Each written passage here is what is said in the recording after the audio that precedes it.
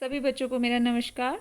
बच्चों, आज हम करेंगे worksheet number 44 for class 9 science. 14 अक्टूबर की वर्कशीट है आपकी। और आज की जो वर्कशीट है, हमारा नया चैप्टर भी स्टार्ट होगा जिसका नाम है ऊतक यानी कि टिश्यूज़। और आज हम जो टॉपिक पे बात करने वाले हैं वो है विभज्योतक ऊतक। तो चलिए स्टार्ट करते हैं। ज्ञान ने पूछा है, जिज्ञासा दीदी, हमारी जो कोशिकाएं हैं वो शरीर में कैसे काम करती हैं। हमने पढ़ लिया कोशिकाएं होती हैं, उसमें इस तरीके से उनकी संरचना होती है, लेकिन वो काम कैसे करती हैं, हमारे शरीर में उनका क्या काम है ना। और क्या पादपों की कोशिकाएं भी हमारे शरीर की कोशिकाओं की तरह ही काम करती हैं। जो प्लांट्स में जो कोशिकाएं होती हैं, सेल्स होती हैं, क्या वो भी ऐसे ही काम करती हैं। तो अब ज्ञान के लिए इस क्वेश्चन का आंसर जिज्ञासा दीदी ने देखो बताया है उन्होंने।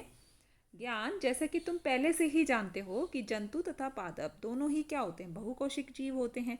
जंतु भी और पादप भी, उनके अंदर बहुत सारी कोशिकाएं होती हैं। बहुकोशिका मतलब क्या होगा, बहुत सारी कोशिकाएं जो विभिन्न प्रकार की कोशिकाओं द्वारा बने होते हैं। और जंतु भी और पादप भी, इनमें कोशिकाएं बहुत सारी होती हैं एक तो, ठीक है, और बहुत ज़्यादा प्रकार की भी होती हैं, यानी कि कई सारे तरह की भी कोशिकाएं हमारे शरीर में होती हैं।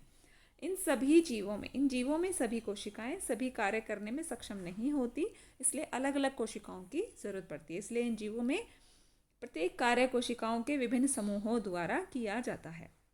यानी कि एक ही तरह की कोशिकाएं नहीं होती, हमारे शरीर में अलग अलग तरह की कोशिकाएं होती हैं।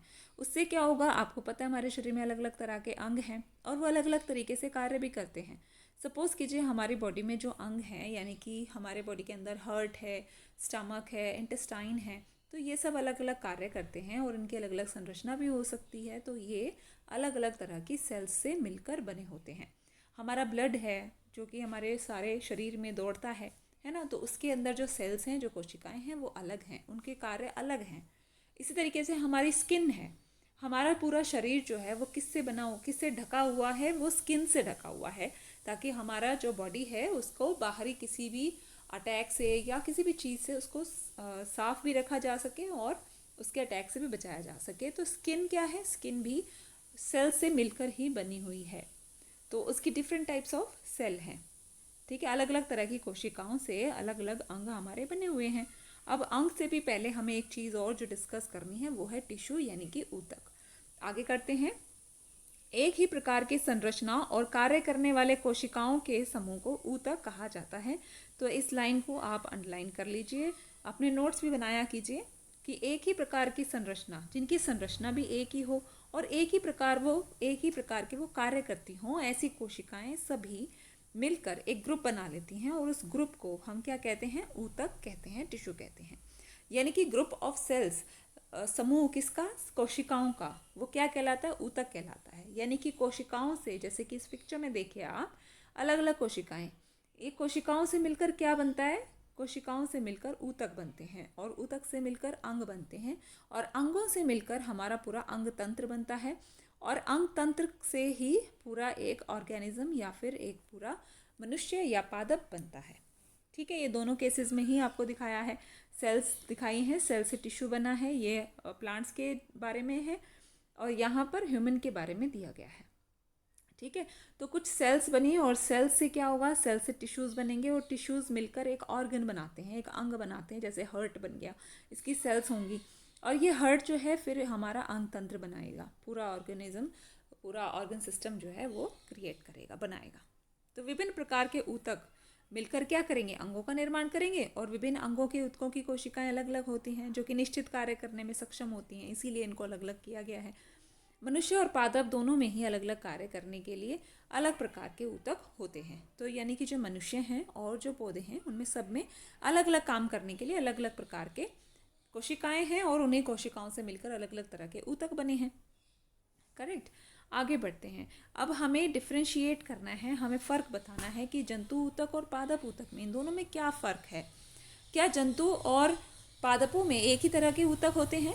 नहीं, ऐसा बिल्कुल भी नहीं है, बहुत ज़्यादा इनमें डिफरेंस होता है। तो चलिए समझते हैं, हमारा क्वेश्चन भी है, इसमें पॉइंट हम साथ के साथ नोट करेंगे। जंतु ऊतक दिया हुआ है और पादप ऊतक दिया हुआ है। तो जंतु ऊतकों का अधिकांश भाग क्या होता है, जीवित होता है, उनके तो सारे अंग जो हैं वो कार्य कर रहे होते हैं, इन्हें ऊर्जा की आवश्यकता भी बहुत ज़्यादा होती है। लेकिन अगर हम दूसरी तरफ पौधों के बारे में बात करें तो पौधे क्या करते हैं, पौधे तो स्थिर रहते हैं, उन्हें कोई मूवमेंट थोड़ी करनी होती है। वो लोग तो एक ही जगह पे टिके रहते हैं, जहाँ पर हमने पौधे को लगा दिया वो वहीं पर मिट्टी में लगे रहता है और बस वहीं से ही अपने सारे पोषण को ग्रहण करता है, मिट्टी से, पानी से, और वायुमंडल में जो कार्बन डाइऑक्साइड, सनलाइट, इन सब चीज़ों से वो अपना क्या कर लेता है, भोजन बना लेता है, लेकिन कोई मूवमेंट नहीं होती उसकी। ठीक है, अब मूवमेंट नहीं होती तो इसका मतलब उनको ज़्यादा एनर्जी भी नहीं चाहिए। ठीक, उन्हें ज़्यादा खाना भी नहीं चाहिए जिससे उसे उन्हें एनर्जी मिलेगी। तो इसको हम ऐसे समझ सकते हैं, इसलिए इनके अधिकांश ऊतक सहारा देने वाले होते हैं। तो पौधे स्थिर होते हैं और उनमें हमारी तरह कोई स्केलेटन भी नहीं होता, हड्डियों का ढांचा भी नहीं होता जो उनके पूरे पौधे को एक संरचना दे सके, एक ढांचा दे सके, वो सीधा खड़ा रहे। तो इसलिए क्या होता है कि इसके अंदर बहुत सारे ऊतक इस तरीके के काम करते हैं कि उस पौधे को सहारा दे सकें। और यह ऊतक अधिकतर कैसे होते हैं, मृत होते हैं। ठीक है, एक्टिव नहीं होते। इसीलिए पौधों में वृद्धि भी कुछ ही क्षेत्रों तक सीमित रहती है, हर क्षेत्र में उसमें वृद्धि होती भी नहीं है। ठीक है जी। इन्हें ऊर्जा की आवश्यकता भी कम होती है। अब ऊर्जा की आवश्यकता क्यों कम है, क्योंकि बहुत सारे ऊतक तो इसके मृत हैं। अब अगर मृत हैं तो उनको भोजन की ज़्यादा ज़रूरत भी नहीं पड़ेगी, उन्हें ऊर्जा की ज़्यादा ज़रूरत नहीं पड़ेगी। अगला जो पॉइंट है कि कोशिकाओं की वृद्धि भी एक समान होती है, लेकिन पौधों में क्या होता है, पौधों में कुछ ही क्षेत्रों तक ये जो वृद्धि है वो सीमित रहती है और इन्हें ऊर्जा की आवश्यकता कम होती है। पौधे में कुछ ऊतक जीवन भर विभाजित होते रहते हैं। तो इसीलिए आज हम करने वाले हैं कि पादप ऊतक जो हैं वो कितने प्रकार के हैं, वो 2 प्रकार का उनको वर्गीकृत किया गया है। पहला है बच्चों विभज्योतक ऊतक, इसको इंग्लिश में मेरिस्टेमेटिक टिश्यू भी कहते हैं। फिर दूसरा है स्थायी ऊतक यानी कि परमानेंट टिश्यू। आपको दोनों टर्मिनोलॉजी दी गई हैं, यानी कि दोनों मीडियम्स में आपको यहाँ वर्ड्स दिए गए हैं।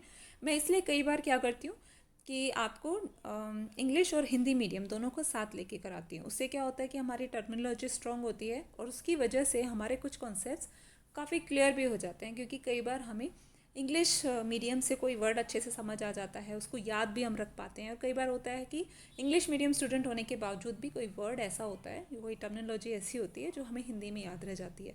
ठीक है, और हमारे कंसेप्ट जो है वो परमानेंटली हमारे माइंड में फिक्स हो जाने चाहिए और कुछ नहीं। ठीक है बच्चों, और साथ ही साथ आपको इन चीज़ों का रेलेवेंस पता हो कि आपकी लाइफ में इनका क्या मतलब है। तो ये सारी चीज़ें हमारी लाइफ से बहुत ज़्यादा रिलेटेड है। जब तक हम अपने शरीर को नहीं जानेंगे, उसका ख्याल कैसे रखेंगे। तो हमारा शरीर जो है वो टिश्यूज से पहले, सबसे पहली बात तो सेल से, और सेल्स ने मिलकर सबने क्या बनाए हैं, ऊतक बनाए हैं, सारी कोशिकाओं ने मिलकर, और ऊतकों से ही हमारे अंग और अंग तंत्र बना है। ठीक है, तो हम बात कर रहे थे पादप ऊतकों की। तो ये विभज्योतक ऊतक और स्थायी ऊतक यानी कि 2 तरह के रूप में इनको वर्गीकृत किया गया है। इस वर्कशीट में हम आज मेनली जो है ना विभज्योतक ऊतक के बारे में पढ़ रहे थे। तो देखते हैं ज़रा क्या क्या पॉइंट्स हैं इसके लिए। सबसे पहली बात कि विभज्योतक ऊतक पौधे की वृद्धि कुछ निश्चित भागों से ही होती है। ऐसा विभाजित होने वाले ऊतकों के कारण होता है और इस प्रकार के ऊतक को विभज्योतक ऊतक कहते हैं। और ये 3 प्रकार के होते हैं। ये जो 3 प्रकार के ऊतक हैं, विभज्योतक ऊतक में भी ये 3 तरह के पार्ट्स हैं, वो किस पे आधारित हैं, वो इनकी लोकेशन पर आधारित हैं कि इनकी कहाँ पर इनका जो है ये पाए जाते हैं, उसी हिसाब से इसका जो है नाम रखा गया है। तो ये डायग्राम भी आपको बनाना होगा। तो डायग्राम में देखिए दिया हुआ है, सबसे पहले शीर्षस्थ विभज्योतक ऊतक दिया गया है। तो यहाँ सबसे ऊपर, शीर्ष का मतलब सबसे ऊपर, तो वो सबसे ऊपर ही है टिप पर। यह पौधे के जड़ और तनों की वृद्धि वाले भाग में विद्यमान होता है। कहाँ पर मिलता है ये वाला टिश्यू, ये वाला पौधे की जड़ और तनों की वृद्धि वाले भाग में होता है। और ये पादपों की लंबाई में जो वृद्धि होती है, जो लंबाई बढ़ती है पौधे की, उसको ये डिसाइड करते हैं। कौन से ऊतक डिसाइड करते हैं कि उसकी वृद्धि कितनी लंबी होगी, कितना लंबा होगा पौधा, वो शीर्षस्थ विभज्योतक या ये डिसाइड करते हैं। उसके बाद बात आती है अंतर्विष्ट विभज्योतक की। यह पत्तियों के आधार या टहनी के पर्व में, इंटरनोड में होते हैं, जो दोनों ओर उपस्थित होते हैं। ठीक है, तो जैसे एक गन्ने का एग्जाम्पल ले लेते हैं। हमने गन्ना खाया होगा और उसमें बीच में आपने देखे होंगे कुछ नोड्स होते हैं, है ना। तो वो नोड्स जो होते हैं उन्हीं को हमने बोला है यहाँ पे पर्व, और ये पत्तियों के आधार और टहनी के पर्व में उपस्थित होते हैं। ये अंतर्विष्ट विभज्योतक यहाँ उपलब्ध मिलते हैं। पार्श्व विभज्योतक क्या होते हैं अब, तो पार्श्व विभज्योतक कहाँ मिलते हैं, वो तने की परिधि और मूल में वृद्धि पार्श्व विभज्योतक ऊतक के कारण ही होती है। ठीक है बच्चों, तो अगर यहाँ तक आपको समझ आ गया अच्छे से, तो फिर हम आगे बढ़ते हैं। विभज्योतक ऊतक के गुण क्या क्या होते हैं, तो इनके गुण भी देखिए ज़रा। वो हम अभी डिस्कस कर रहे थे, उसमें भी काफ़ी चीज़ें डिस्कस हो गई थी, फिर भी एक बार इनको हम पढ़ लेते हैं। सबसे पहली बात तो इन ऊतक की जो कोशिकाएं हैं वो निरंतर विभाजित होती रहती हैं, नई बनती रहती हैं विभाजित होकर।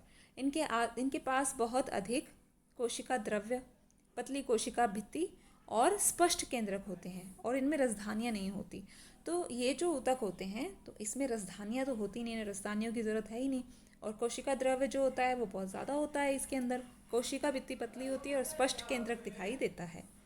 ओके, अब सीधे हम आ जाते हैं अपने क्वेश्चंस पर। तो सबसे पहले क्वेश्चन है ऊतक क्या है, तो इसको आप आंसर यहीं से लिख सकते हैं वर्कशीट में से। ठीक है, तो इसका उत्तर आप लिखेंगे बेटा, एक ही प्रकार की संरचना और कार्य करने वाले कोशिकाओं के समूह को क्या कहा जाता है? ऊतक कहा जाता है। तो अगर आप लिखना चाहो कि दोनों प्रकार के, तो जंतु ऊतक और पादप ऊतक। पादप तथा जंतु ऊतकों में कोई दो अंतर लिखने हैं, तो आप यहाँ से दो अंतर लिख सकते हैं। ये हमने अभी डिस्कस किया था, तो 2 पॉइंट्स लिख सकते हैं कि जंतु ऊतक का अधिकांश भाग जीवित रहता है, लेकिन पादप ऊतक क्या होते हैं, वो स्थिर होते हैं, और अधिकांश ऊतक जो हैं उसके अंदर मृत होते हैं। और दूसरा पॉइंट आप लिख सकते हैं कि इसमें फिर इन्हें ज़्यादा ऊर्जा की ज़रूरत होती है, और कोशिकाओं की वृद्धि भी एक समान होती है। लेकिन पौधों के केस में क्या होता है, वृद्धि कुछ ही क्षेत्रों तक सीमित होती है और इन्हें ऊर्जा की भी आवश्यकता कम होती है। तो क्वेश्चन नंबर 3 जो है वो कहते हैं विभज्योतक ऊतकों के प्रकार और पौधों में इनकी स्थिति दर्शाएं। तो विभज्योतक ऊतक जो हैं वो 3 प्रकार के हैं, और इनकी स्थिति बहुत इंपॉर्टेंट है, क्योंकि स्थिति की वजह से ही इनके नाम रखे गए हैं। तो ये डायग्राम आपको बनाना बहुत ज़रूरी है, इसकी प्रैक्टिस कर लीजिएगा आप लोग। क्वेश्चन ये आ जाते हैं कई बार। तो यहाँ से क्वेश्चन नंबर 3 का आप आंसर लिखेंगे बच्चों। क्वेश्चन नंबर 4 कहता है कि विभज्योतक ऊतकों के कोई 2 गुण बताने हैं। तो अभी हमने 2 गुण पढ़े हैं इसके, तो आप ये 2 गुण बताएंगे, विभज्योतक ऊतक के गुण होते हैं। तो that's all for today. And अगर आपको कोई भी डाउट्स हैं तो आप कमेंट बॉक्स में ज़रूर लिखा करें, ताकि मुझे पता चले कि कहाँ पर आपको समझ नहीं आ रहा है, उसे नेक्स्ट वीडियो में ज़रूर लिया जाएगा। थैंक्स फॉर वॉचिंग बच्चों। अपने फ्रेंड्स के साथ ज़रूर शेयर करें। अभी तक सब्सक्राइब नहीं किया तो सब्सक्राइब ज़रूर कर लें, और वो एक होती है ना बेल वाली आइकॉन जो होती है, यानी कि बेल बटन जो होता है, उसको आप प्रेस कर लें, ताकि जैसे वीडियो अपलोड होगी तो आपको इन्फॉर्मेशन मिल जाएगी। Thanks for watching.